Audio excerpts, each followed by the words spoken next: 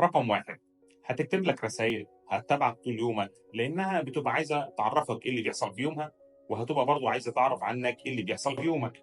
ممكن تلاقيها في الرسايل دي بترسل لك رسايل فيها نكت أحيانا، شوية ألغاز أحيانا، علشان تفضل متواصلة معاك طول اليوم.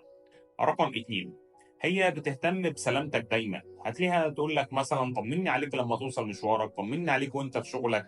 وانت حتى لو ما اهتمتش انك تبعت ليها هتلاقي هي بتسألك انت ما بتطمنهاش عليك ليه. رقم ثلاثة، هتدور هي على الحاجات اللي بتبسطك دايما، هتلاقيها بتحاول تعملها او ممكن كمان تيجي على نفسها في بعض الاوقات علشانك وتخالف راحتها، يعني علشان راحتك انت. رقم أربعة، مش هتقف لك على الواحدة وبتعدي لك كتير، مش بس كده، ده هتحب كمان تسمع لك وتقعد تسمع كلامك حتى لو كان كلامك ممكن يكون ممل، لكن بالنسبة لها كلامك عمره ما بيبقى ممل. رقم خمسة، هتحكي لك عن أسرارها، ودي نقطة مهمة جدا إن المرأة تحكي لك عن أسرار عندها، لأنها معنى كده إنها جادة في العلاقة وجادة إنك تفضل في حياتها باستمرار. رقم ستة، بتحترمك وبتحترم مواعيدها معاك.